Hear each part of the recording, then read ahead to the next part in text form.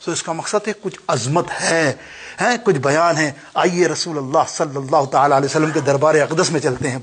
آئیے نا, 2 حدیثیں سناتا ہوں اور دونوں زبردست, میں محقق کے قلم سے سنا رہا ہوں آپ کو. ایک ہے بخاری شریف, سن لیجئے گا پہلی, اور دوسری ہے مشکات, بخاری کے امام, اور پھر اس کو محدث مستدرک اور دیگر لوگوں نے ایک بڑی ریسرچ اور تحقیق کے ساتھ لفظ بہ لفظ بیان کیا. وہ سنیے گا آپ. اللہ کہ حبیب علیہ الصلوۃ والسلام کی بارگاہ اقدس میں ایک نوجوان صحابی آئے. عرض کی یا رسول اللہ صلی اللہ علیہ وسلم, میں تنگ ہوں. سرکار علیہ السلام فرمایا کس سے تنگ ہے, کیا ہے؟ بولے میں اپنے باپ سے تنگ ہوں, میں اپنے والد سے تنگ ہوں. بولے کیا ہوا؟ بولے میرے پاس دکان ہے. بولے کس کی دی ہوئی ہے؟ بولے والد صاحب کے ورثے سے آتی ہے دکان, لیکن اس زمانے میں اتنا کام نہیں تھا. میں نے اپنے دماغ سے اور عقل سے اس کو کام کو بڑھایا, وسیع کر لیا. اب انکم ہو رہی ہے میرے کام میں, بڑا مال آ رہا ہے. تو پھر کیا ہوا؟ سرکار نے فرمایا, بولے وجہ یہ ہے کہ میرا باپ شام کو آتا 2-3 گھنٹے کے لیے, سارا مال بانٹ دیتا ہے, اور میں خالی کا خالی, اور میں لڑتا رہتا ہوں. اچھا تیرا باپ ایسا کرتا ہے؟ حضور علیہ الصلوۃ والسلام نے صحابی کو اپنے قریب بلایا اور کہا جا اس کے باپ کو تو بلا کے لانا, پھر تو ہوگا نا فیصلہ کہ یہ کیوں ایسا کرتا ہے. اب دیکھو باپ اور ماں کے یہ بخاری, امام بخاری کیا قلم سے لکھتے ہیں کہ جب باپ کے پاس پہنچا وہ بندہ, تو باپ کو بولتا ہے کہ سرکار نے تجھے بلایا. ایک دم چونکہ یا رسول, سرکار نے مجھے بلایا, میرے آقا نے مجھے بلایا, خیریت؟ وہ کہتا تیرے بیٹے نے تیری کمپلین کر دیے. اور یہ سننا تھا تو کانپ گیا, کانپ کے آنسو پہ آنسو نکل رہے, رو رہا ہے. میرے بیٹے نے یہ حرکت کی, حضور کے سامنے میری شکایت کر دی, میری عزت مطلب یہ کر دیا مجھے, اب رو جا رہا ہے. اب عربوں میں امام بخاری فرماتے ہیں کہ عربوں میں ایک رواج ہے, آج بھی رواج ہے, ان سے لڑو گے نا اور یہ ٹینشن میں آئیں گے نا کسی بات پہ, تو شعر پڑھنا شروع کر دیں گے. عربی میں ان کا ایک انداز ہے, آج بھی ہے, وہ بڑے اچھے انداز میں شعر پڑھتے ہیں. اب اس کو جو ماں آنسو نکلتے جا رہے ہیں, بولے میرا بیٹا ایسا نہ ہنجار. اب وہ سوچ رہے ہیں کیا بیٹے تیرے ساتھ میں نے ایسا نہیں کیا کہ تو نے پیشاب کیا, تیرا بستر گیلا, سردی کے زمانے تھے, تیرے کو نہیں سلایا, میں وہاں سو گیا, میری بیوی کو گاس کو الگ لے کے سو, میں سوتا ہوں گیلے پہ. کیا تیرے لیے میں نے اناج کھانے روز کمانے کے لیے رات دن ایک نہیں کیے؟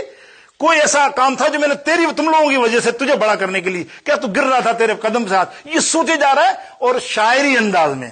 اب وہ سرکار علیہ السلام کے دربار اقدس میں مفسرین فرماتے ہیں, محدثین, کہ وہ جا رہے ہیں صحابی, اور راستے میں پوری کلام کی ایک نظم بنا لی.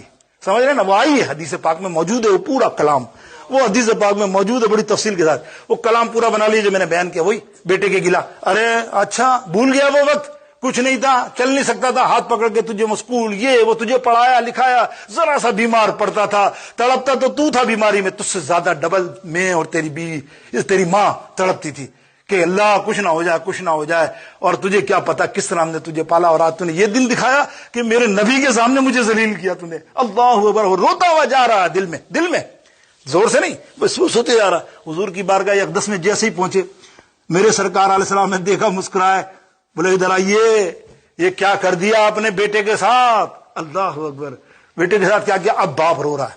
اللہ اکبر, یا رسول اللہ خدا کی قسم کچھ نہیں کیا. بولے کچھ تو کیا ہے جس کا گلا بیٹا کر رہا ہے. سننا, اب باپ کہہ رہا ہے یا رسول اللہ خدا کی قسم, اس کو پتا ہے, آپ کو بھی پتا ہے, یہ دکان میری ہے. ایسا ہی ہے نا, باپ سے نکلتے ہیں ٹرانسفر, دکان تو میری تھی, آج یہ کمانے لگ گیا, اور یہ کہتا ہے میں خرچ کرتا ہوں. میں کسی پہ خرچ نہیں کرتا. اگر دکان پہ جاتا ہوں, غریب غربا مسکین جو ہے ان کو کرتا ہوں. اس کو یہ پتا نہیں اس کے بجائے 50 ملتے ہیں, 100 آتے ہیں. یہ آپ کا ہی فرمان ہے, اور کوئی میں غلط کام نہیں کرتا, اور یہ پیسے میں کہیں نہیں ڈالتا. سرکار فرماتے ایسے نہیں. اب سنو, او حدیث کا اب رنگ سنو میرے دوستوں بزرگوں, یہ ہے عقیدے کا رنگ, کوئی سمجھتا ہی نہیں. بخاری میں ہے, اور میں نہیں, یہ بڑے بڑے عالم دوسرے والے بھی بڑے شوق سے پڑھتے ہیں کہ نبی نے روکا, سٹاپ, ایسے نہیں, تفصیل بتا رہے ہو نا تم, ایسے نہیں. صحابی نے کہا یا رسول اللہ کیسے؟ بولے ویسے جیسے تو راستے میں نظم اور شعری تو نے جو بنایا نا کلام, وہ پڑھ کے سنا مجھے تم یار. ہے کہ میں سرکار جانتے ہیں, اور میرے سرکار جانتے ہیں, کس لب پہ کیا دعا ہے. سب کو سرکار جانتے ہیں, کس لب کس دل میں کیا چھپا ہے. سرکار جانتے ہیں، سرکار جانتے ہیں، وہ سرکار جانتے ہیں، میرے سرکار جانتے ہیں۔ وہ صحابی نے یہ نہیں پوچھا، جملہ پھر بول دوں، صحابی تھے، یہ نہیں پوچھا یا رسول اللہ آپ کیسے جانتے ہیں؟ آپ کو تو دیوار کے پیچھے کا علم نہیں۔ صحابی نہیں بول رہا ہے، کون بول رہا ہے؟ آج کا ملا، دو آنے کا علم نہیں اور باتیں کیسی اپنے عقیدے خراب کرنے کے لیے۔ حضور اللہ میرے آقا علیہ السلام کی، یہ بھی بخاری پڑھ رہا ہوں، نبی علیہ السلام فرماتے ہیں تم کیا سمجھتے ہو کہ میں جب سجدہ یا رکوع کرتا ہوں تو صرف آگے دیکھتا ہوں؟ میری پیچھے کی بھی آنکھیں ہیں، میں تمہارے دلوں کے خشوع اور وضو کو بھی دیکھتا ہوں۔ نبی علیہ السلام کا فرمانا، پھر اس سے بڑھ کر غیب کیا ہوگا یار؟ اللہ کے بندوں کب مانو گے؟ تب مانو گے جب کچھ نہیں ہوگا ہاتھ۔ ہاں تو ہوا کیا؟ حضور علیہ السلام نے جب ڈیٹیل سنی نا اس کی ساری شاعرانہ انداز میں، اب حضور ان کی باتیں سنتے جا رہے ہیں اور روئے جا رہے ہیں سرکار، اور یہ داڑھی شریف میں صحابہ فرماتے ہیں پانی کی طرح بہ رہی سرکار۔ سرکار نے پڑھ کے ان کو روکا، اب رک جا، اور اس کو پکڑا، لڑکے کو گریبان سے اٹھایا، بولے سن، تیرا مال، تیرا ہر کچھ سب تیرے باپ کا حق ہے، یہ کسی طرح سے بھی لٹا ہے، تو اجرا نہیں کر سکتا، تو مقدمہ نہیں کر سکتا، یہ اس کا حق ہے۔ ارے یہ تو مال کی بات کر رہا، سرکار نے فرمایا تیرے جسم کے ٹکڑے ٹکڑے یہ کر دے، تو اس پر یہ قصاص نہیں کر سکتا، یہ تیرے باپ تیرے اس بات کا حقدار ہے۔ اللہ اکبر، یہ فرمایا۔ ایسے ہی نہیں، آگے ایک حدیث سنو، آج ہمارے یہاں بھی بات چل رہی نا مشکات کی، ہمارے یہاں جو بے ادبی کا معاملہ ہے اس کو ہم بے ادبی نہیں سمجھتے۔